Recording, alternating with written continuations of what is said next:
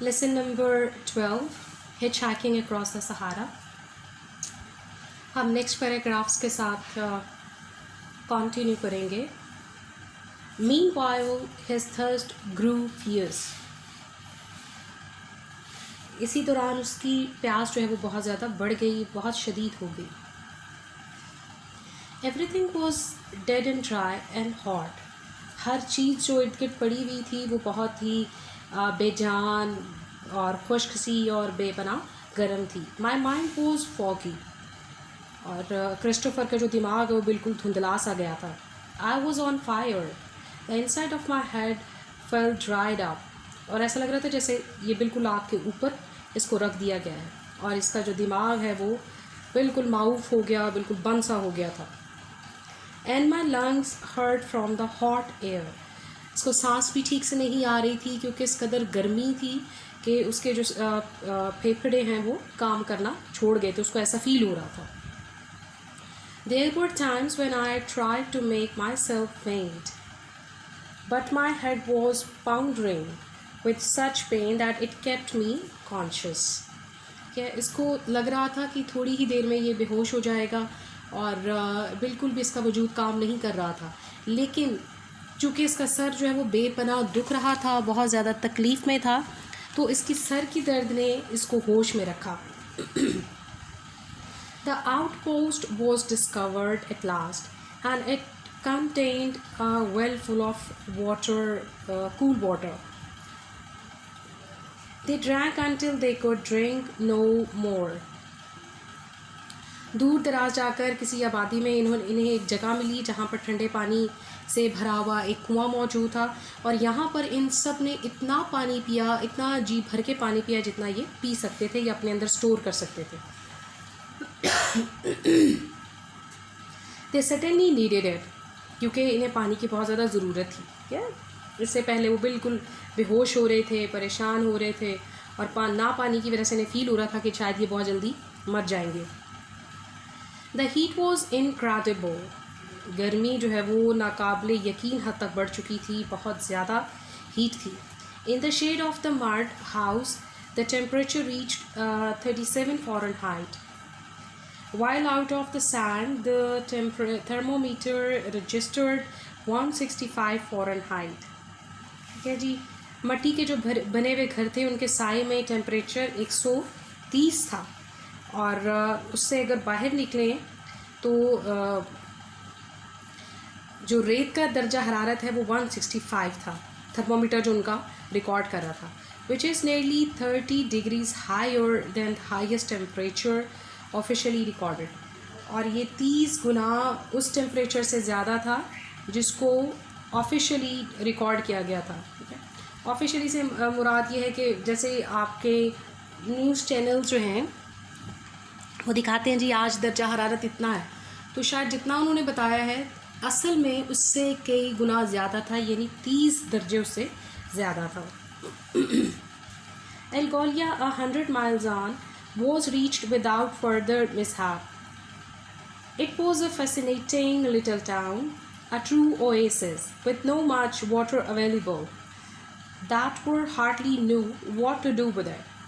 Every day of the week that he was there, Christopher spent hours bathing in a little pool, half a kilometer from the center of the town, shaded by the palm trees and fruit trees, or laying on the cool grass beside the pool, watching the birds feasting on the dates. What a contrast from the desert all around it. मज़ीद किसी मुसीबत के बग़ैर वो एल्गोलिया पहुँचे. ठीक है. और जो 100 मील आगे वाक़या था. ये एक बड़ा ही खूबसूरत सा कस्बा था और यहाँ पर जो है वो पानी काफ़ी मिक़दार में था. अब इसका जो बाकी डेजर्ट है उसके साथ अगर मुआवजना किया जाए तो that was quite a different place. ठीक है. यहाँ पर पानी भी मौजूद था और क्रिस्टोफर जो है वो काफ़ी घंटे जो है वो तालाब में नहाता रहा, बार बार वो नहा रहा था. यहाँ पर दरख्त भी मौजूद थे, खजूर के दरख्त ख़ास तौर पर, और परिंदे जो है वो परिंदों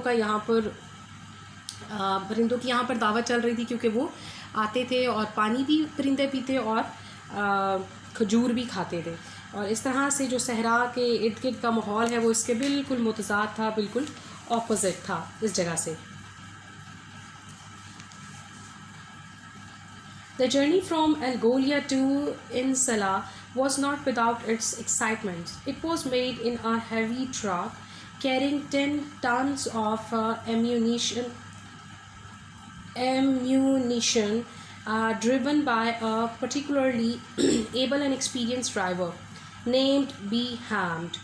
His genius for finding his way across the apparently trackless desert was a source of constant amazement to Christopher. एल्गोलिया से इंसला तक का सफ़र भी इंतहाई दिलचस्प था, पुरजोश था। ये सफ़र एक भारी ट्रक में किया गया जिस पर 10 टन गोला बारूद वगैरह लदा हुआ था। और सबसे बड़ी बात ये कि इसको एक बड़ा एक्सपर्ट, बड़ा माहिर किस्म का, तजर्बाकार किस्म का ड्राइवर चला रहा था। ज़ाहिरी तौर पर इस सहरा में रास्ता ढूंढना बहुत मुश्किल था, लेकिन इस शख्स ने अपनी अक्ल से और अपनी समझ से जो है वो रास्ता वो ढूंढता चला गया और आगे चलता चला गया। और इसने क्रिस्टोफर को बहुत हैरान किया। During the next day Christopher suffered one of the worst experiences. अगले ही दिन क्रिस्टोफर को बहुत बुरे एक्सपीरियंस से गुज़रना पड़ा, उसको बहुत बुरे तजर्बात से गुज़रना पड़ा। We had assured him that it would be a good thing to mix a little wine with the water. Christopher was doubtful, but he risked it. Driver ने उसे कहा कि ये अपने सर की दर्द और अपने जिस्म की तकलीफ़ जो है वो इस तरह से कम कर सकता है कि अगर ये पानी में थोड़ी सी शराब भी मिला के पी ले। अब शराब जो है वो कहा जाता है कि बहुत गर्म तासीर की होती है, तो गर्मी में अगर शराब पियेंगे तो उससे तो बड़ी मज़ीद बुरी हालत होगी ना, बाहर भी गर्मी और अंदर भी आग लग गई है। बहरहाल इसने उसके कहने पर थोड़ी सी जो शराब है वो ले ली। The result was disastrous. इसके नताइज बहुत ही तबाहकुन निकले। During the heat of the day they were lying in the shade of the truck. बहुत गर्मी थी, लेकिन जहाँ ट्रक खड़ा था वहाँ पर ट्रक के साए में ये लोग लेटे हुए थे। The two Arabians asleep। और इसके अलावा जो 2 अरबी थे वो सोए हुए थे क्रिस्टोफर के अलावा। Wanting something for the driver's cabin from the driver's cabin, he got up to get it. As he was climbing up, he was suddenly overcome by a strange sickness. इसको कुछ चाहिए था ड्राइवर के cabin से, सो ये उठा और उसकी तरफ ये चला। लेकिन जो ही ये केबिन पर चढ़ा इसे लगा कि एक अजीब सी तकलीफ़ या नासाजी या इसके जिस्म में जो बीमारी है वो ये महसूस करना शुरू हो गया। अब ना तो ये नीचे उतर सकता है, ना ये मज़ीद ऊपर चढ़ सकता है, क्योंकि इसका जो जिस्म है वो अब साथ नहीं दे रहा था। His head started to pound and he found himself shivering violently. इसका सर में जो है वो अजीब व गरीब सी बेपनाह टीसें उठ रही थी और इसने महसूस किया कि इसका जिस्म जो है वो बुरी तरह से, बड़ी शिद्दत से कांप रहा है। He knew he was going to collapse। वो जानता था थोड़ी देर में वो बेहोश हो जाएगा, गिर जाएगा। So he made a desperate effort to avoid the blazing sand। लेकिन इसने बड़ी मजबूती से जो है वो ट्रक को पकड़े रखा। अगर ये गिर जाता तो नीचे तपती हुई, जलती हुई, आग से भी ज़्यादा गर्म जो है वो रेत थी। अगर ये गिरता तो नीचे जाके इसका बिल्कुल झुलस जाता। सो इसने अपने आप को थोड़ा सा होश में रखा और कोशिश की कि कम से कम नीचे ना गिरे।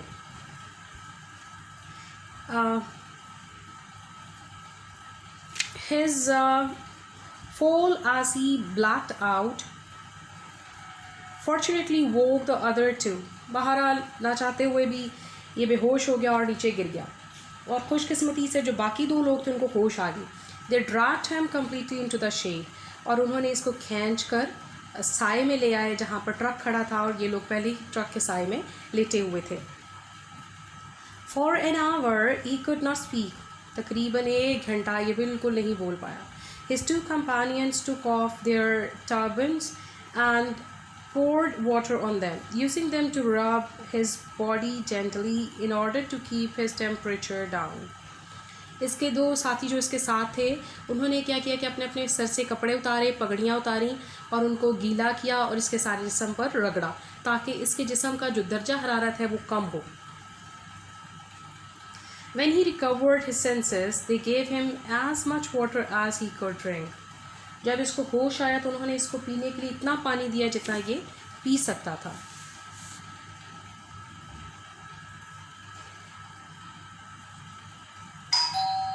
The quality of water is not the only respect in which Insala differs from Algolia. ठीक है, आप कंपैरिजन करता है कि इंसला और इंगोलिया का बड़ा डिफरेंस था, लेकिन सिर्फ एक डिफरेंस ये नहीं था कि वहाँ पर पानी था और यहाँ पर पानी नहीं था. The later town with its shady swimming pools and its trees and plants has triumphed over the barrenness of the desert. Insala in fighting a battle for survival and perhaps losing the contest, the sand is constantly encroaching on the town. पानी का मेयार सिर्फ वाहिद एक चीज़ नहीं थी जिसमें ये अलगोलिया से मुख्तलिफ था. आखिर कब से कस्बे ने अपने सायादार तालाबों और अपने घने दरख्तों और पौधों की वजह से वीराने को सहरा कर लिया था. यानी यहाँ पर बहुत सारे पौधे भी थे, तालाब भी थे, पानी भी था. पानी और पौधे दो ऐसी चीज़ें हैं जिनकी सबसे ज़्यादा कमी थी सहरा में. इंसला जो है वो अपनी बका की जंग भरपूर तरीके से लड़ रहा था, लेकिन दूसरी तरफ ये था कि जो सहरा है उसकी रेत चढ़ती ही चली जा रही थी जो बाकिया इलाके थे या बाकी जगह थी. ठीक है, तो इंसला कोशिश कर रहा है कि यहाँ पानी बढ़ता चला जाए, पौधे बढ़ते चले जाएं, और दूसरी तरफ जो सहरा है वो कोशिश कर रहा है कि यहाँ पर कोई आबादी और कोई ज़िंदगी के आसार नज़र ना आए. Parts of the town are being swallowed by the desert. It is frightening thing to see. Man has tried by every means to hold it back, but in spite of his efforts, the desert keeps tightening its stranglehold. Palm trees that once lifted their branches high above the dunes are now like bushes, and some of them are completely covered. I bent down and picked dates off some of them. Many people have had to leave their homes. Storms, fences do little, if any good. अब Christopher हमें बताता है कि यूँ लग रहा था कि जैसे रेत जो है वो आबाद जगह को निगल रही हो, खा रही हो. अब वो किस तरह से कि जहाँ जहाँ पर भी जो है वो पौधे हैं, दरख्त हैं, वहाँ पर रेत कुछ ही दिनों में इतनी ज़्यादा हो जाती. अब अगर खजूर का दरख्त वो कहता है, देखिए तो खजूर का दरख्त काफ़ी ऊंचा होता है ज़मीन से. उसको ऐसा नहीं है कि हम हाथ बढ़ाएंगे और खजूर उतार लेंगे. वो अच्छा खासा बड़ा दरख्त होता है और काफ़ी ऊंचा होता है. लेकिन यहाँ पर सूरत हाल ये थी कि जो इवन खजूर के दरख्त है वो बिल्कुल छोटे छोटे से बोने से लग रहे हैं, और लग नहीं रहा कि ये दरख्त है, लगता है कुछ झाड़ी है.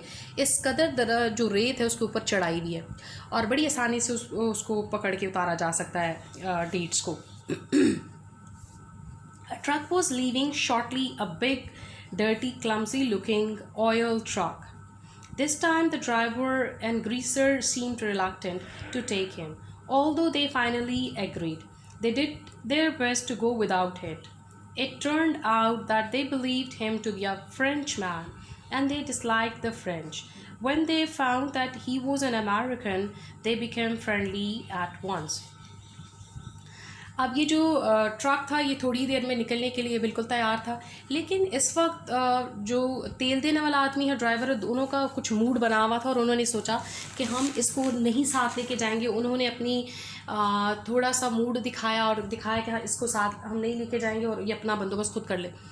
अब कुछ देर के बाद इस चीज़ का इंकशाफ हुआ. वो समझ रहे थे कि ये फ़्रेंच है, और ग्रीसर को, ड्राइवर, दोनों को फ़्रेंच बहुत बुरे लगते थे, इसलिए उन्होंने थोड़ी रिलक्टेंस शो की. ठीक है, और लेकिन जब इसने बताया कि भाई मैं फ़्रेंच नहीं हूँ, मैं अमेरिकन हूँ, तो ये इसके दोस्त बन गए। सो इस तरह से दोबारा से सफ़र जो है वो इनके साथ शुरू हो गया। It was unbearably stifling in the driver's cabin. Driver के केबिन में नाकाबिले बर्दाश्त हद तक घुटन थी और तकलीफ़ थी और वहाँ बैठना काफ़ी मुश्किल था। Christopher was completely overcome at one point. Christopher एक जगह पे तो बिल्कुल हिम्मत हार गया। उसने कहा जी मैंने बहुत गलती की है यहाँ आकर और न जाने ये क्या बनेगा। And when a mid day stop was made at a little mud building outpost staggered inside, to the astonishment of the French officer quartered there, and lay down on the floor to be ill. Fortunately, he had recovered by the evening and was able to continue the truck journey. ठीक है जी। on Tamrust was reached at last, and here Christopher made one of his most valuable contacts. There was a Professor Claude Bellingrenen, a remarkable Frenchman who was devoted himself to helping the Twerg people. He succeeded in convincing them that education would be useful to them. Then most wisely he adapted himself to their habits and customs so that he could help him to get the most from their own natural way of life, rather than persuade them to adopt Western habits unsuited to their land and traditions. एक मकाम पर Christopher जो है वो मुकम्मल तौर पर हिम्मत हार गया और जब दोपहर के वक्त एक छोटी सी कच्ची इमारत पर अपनी फ़ौजी चौकी पर ठहराव किया गया, वो रुके तो वो लड़खड़ाते हुए अंदर गया। ठीक है, वहाँ पर फ्रांसीसी अफसर को देखकर वह हैरान रह गया कि जो फ़र्श पर बीमार लेटा हुआ था। खुशकिस्मती से वो शाम तक सेहतियाब हो गया। ट्रक पर सफ़र जारी करने के लिए दोबारा से उसने सफ़र जारी कर लिया। अब ये लोग जो है ये एक जगह पर पहुँचे जिसका नाम है तमरस्त पहुंच गए। ठीक है, और यहाँ पर बड़ा अच्छा एक्सपीरियंस रहा। यहाँ पर क्रिस्टोफर ने काफ़ी सारे फ्रेंड्स बनाए और इनमें से एक गैर मामूली आदमी था जो प्रोफेसर था, इसके साथ भी इसकी दोस्ती हो गई और ये काफ़ी समझदार आदमी है और बड़ा जो है वो कह लीजिए काफ़ी हार्ड वर्किंग प्रोफेसर है। इसने यहाँ पर आकर लोगों को तालीम की तरफ राग़िब किया, बजाय इसके कि ये कहे कि जनाब आप वेस्टर्न चीज़ें सीखो। ये वहाँ के इस प्रोफेसर ने वहाँ के कपड़े, वहाँ के रस्म व रिवाज, वहाँ के खाने, ये उन तमाम चीज़ों को अडॉप्ट किया ताकि लोगों में रच बस जाए और उनको सिखा सके, उनको पढ़ा सके। उनको ये ना लगे कि ये कोई आउटसाइडर है, बाहर का बंदा है। बेलिंग्रेनन एक्टेड एज क्रिस्टोफर्स गाइड। ये जो प्रोफेसर है इसने इसका रहनुमा के तौर पे काम किया, गाइड के तौर पर काम किया कि कहाँ जाना चाहिए और किस तरह से ये अपना सफ़र कंटिन्यू रख सकता है, यानी जहाँ जहाँ इसको ज़रूरत थी। Host and friend while he was in Tamanrasset. जब तक ये तमरस्त में रहा तो ये इसका गाइड बना रहा, इसका मेज़बान बना रहा और सबसे बड़ी बात ये इसका दोस्त बना रहा। With his assistance Christopher was able to spend a week in the encampment. और इसकी वजह से ही इसने एक हफ्ता जो है वो कैंपों में गुजार दिया। An experience which he found fascinating, और ये बड़ा अच्छा या मज़ेदार एक्सपीरियंस रहा इसका। The Tuareg, though their life is primitive, ये लोग जो ट्वर्ग हैं ये काफ़ी कह लीजिए कि पुरानी सी ज़िंदगी गुजार रहे थे, जैसे गारों में लोग ज़िंदगी गुजार रहे थे, क्योंकि डेजर्ट में कहाँ ऐसी फैसिलिटीज़ जहाँ आपको शहरों में और बाकी डेवलप्ड कंट्रीज़ में ये जगहों पे मिलती हैं। Are the people of great dignity, लेकिन बहरहाल बड़े पुरवकार, पुरज़मत और बड़े बाहिम्मत लोग थे वहाँ के।